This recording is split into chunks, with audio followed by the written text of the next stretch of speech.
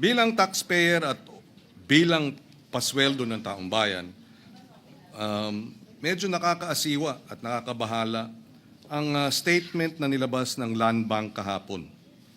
And I quote, strongly refuting insinuations sa pag-handle nito ng government contractor accounts ng DPWH flood control projects.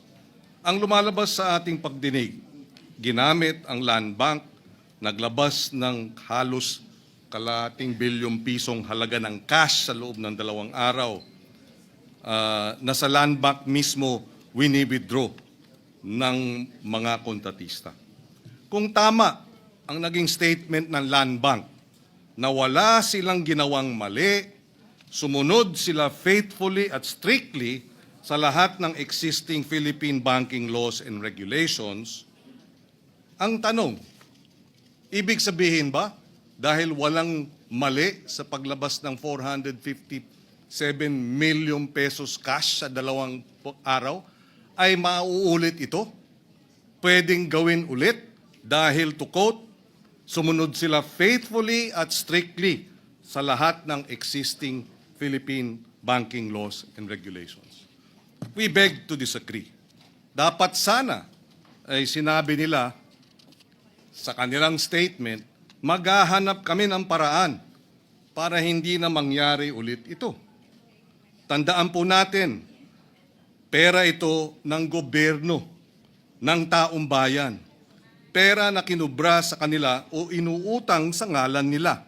Pera na dapat napupunta sa pagkain, edukasyon, kalusugan, kabuhayan. Hinihiling ko lang sa Land Bank at sa sino mang nag-draft ng statement nila at sa lahat, sa ating lahat na pinapasweldo ng taong bayan na magkaroon ng mindset na para sa tao, para sa Pilipino. Naialay ang araw-araw na gawain ang bawat pisong pumapasok at lumalabas sa government banks sa Pilipino sa mga kababayan natin. Sa gitna ng galit ng ating mga kababayan sa nangyari sa kanilang pondo, maano ba namang magsabi, we will find ways of doing things better. We will review our protocols to be able to flag possible dubious transactions, etc. Imbis na ipagmalaki na sinunod nila ang lahat ng batas, maano ba namang magsabi, given our expertise and 62 years of experience in handling government funds, we will help review the laws, particularly on anti-money laundering and especially if they involve government contractors. Your commitment to the highest standards, itong statement nila, to the highest standards of integrity, regulatory compliance, and public trust demands this. Otherwise, yung deklarasyon ay empty, ika nga. It is not enough to do bad. It is not enough to not do bad, rather, but we must not stand idly by while bad is happening or while bad is already being exposed to everyone. Pakiusap po ito, please Land Bank, let us do better for our people. Salamat, Mr. President, for this manifestation. Majority Leader.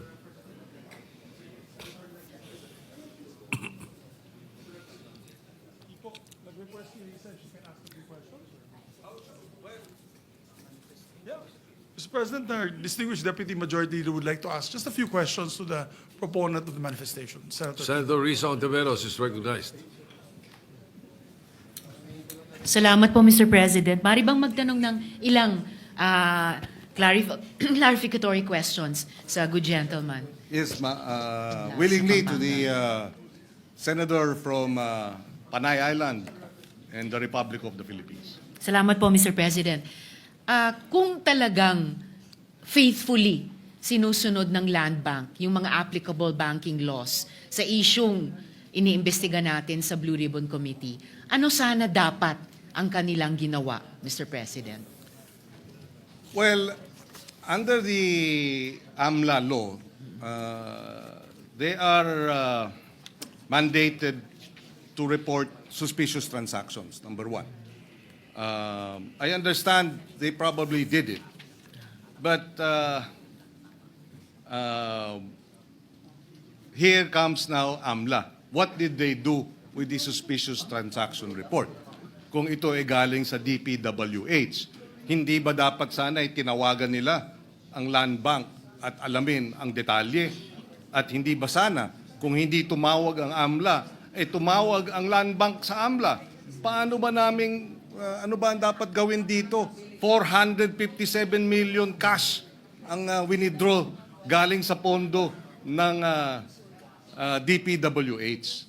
So may mga paraan na pwedeng kumilos, at kung nakita ng AMLA, my understanding is that if the suspicious transactions coming from public works accounts revealed that there could be or may be a predicate crime of graft and corruption, and therefore this is money being laundered or money being squandered, bakit hindi nagsampa ng kaso, for example? Salamat, Mr. President. And lastly, sinabi po nila sa kanilang statement na they faithfully and strictly complied with. So, good Well, gentleman, kung yes. strictly talaga, paano sila dapat kumilos kung totoong strictly sila tumupad sa mga batas? At ang implikasyon nun, kung yun ang ibig sabihin ng strictly at faithfully, di pa pwedeng ulit-ulitin yung mag-withdraw ng 457 million sa loob ng 2 araw. Is that the Is that what they're trying to say in this case? Hindi naman po siguro.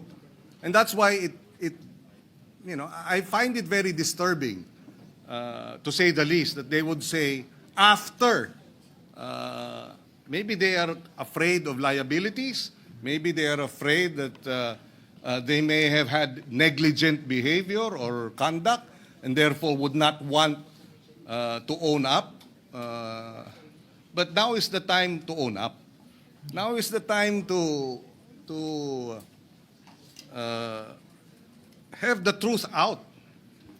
Kung sila ay nagkulang, aminin nilang nagkulang sila para hindi na maulit ito. Pero kung sasabihin nilang, we followed strictly all regulations. Allow me to quote very quickly. Yes, Mr. President.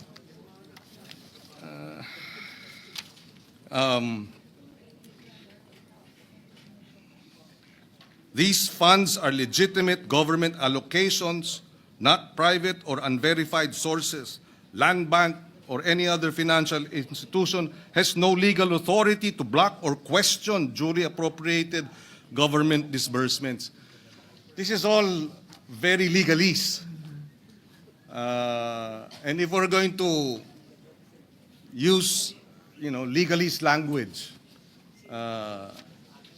in order to gloss over the fact that no matter how you look at it, 2 days, cash transactions, 457 million pesos.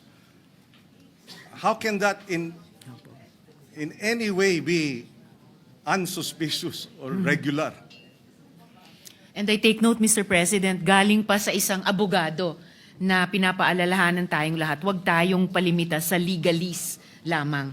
So huling-huli, Mr. President, so may nakikita na po ba ang good gentleman na mga applicable laws na bukod sa, of course, kabuang committee report sa Blue Ribbon, pero particular dito sa statement ng Land Bank, applicable laws na malamang kailangang amyandahan para talagang mabigyang daan ang faithful at strict compliance ng ating mga government banks sa ganitong mga usapin? Well, immediately I would like to think government banks cannot be treated the same way as private banks, especially when it comes to precisely public interest involved in the amounts in the accounts of government agencies. So there has to be a different set of rules and regulations covering government banks such as the Land Bank of the Philippines or the DBP. Now, as to the specifics as to what these provisions of law, amending the AMLA perhaps, is concerned, we can look into that.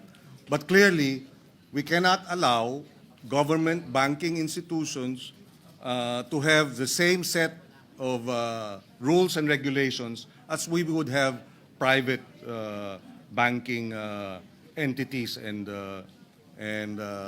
corporations.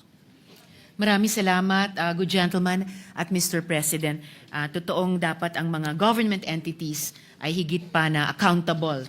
No? Of course, there's accountability from private sector, civil society, pero kapantay at higit pa doon mula sa mga government institutions. Maraming salamat po. Maraming salamat at thank you, Mr. President. Thank you, Majority Leader. Yes, our distinguished colleague, Senator Rafi Tulfo would like to be recognized.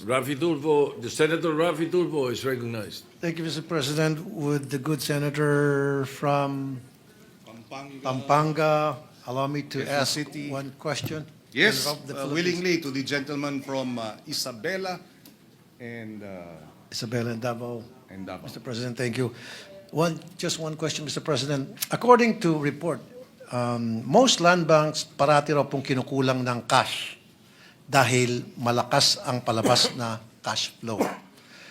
And sabi ng mga kakilala ko, at marami sa atin nakakaalam nito, to avoid having to request from BSP cash supply, they tap other nearby banks for cash supply assistance. What regulatory measures ang meron ang BSP para hindi na sila malusutan? Aware po kayo dito, Mr. President? Itong nangyari na palaging nagkukulang ng cash. Narinig ko rin yan. If I'm not mistaken, just recently, the Bangko Sentral issued a memorandum circular na ipinagbabawal na ang cash releases if it's more than 500,000 pesos, dapat check na ata, no? And they did that after the first or the hearing or the second or the third hearing of the Blue Ribbon Committee. Pwede naman pala. Kaya naman palang gawin mag-issue ng ganong klaseng circular para mahigpitan pa itong pag-release ng cash transactions ng government banks. Hindi kaya, Mr. President, kaya kinukulang ng cash ang mga land bank dahil dito po nag-withdraw yung karamihan ng mga contractor, mga taga-DPWH, bulto-bulto na Well, pera. base ang dun sa withdraw. salaysay ni Miss Sally Santos, yun ang nangyari. Sinabi niya ay idiniposito sa kanyang account ng DPWH at ang utos ay i-withdraw at dalhin sa district engineer. In fact, ang if I recall correctly, yung cash na nakita dun sa mga larawan, sa mga picture, yung limpak-limpak na salapi na nakapatong dun sa lamesa, galing yun sa land bank. Kawi-withdraw at diniliver nga dito sa opisina kung saan nilapag ng Public Works District Engineer yung pera. Cash. Maraming salamat po, Mr. President. That's all. Thank you po. Thank you, Mr. President. Thank you, Senator Rafi.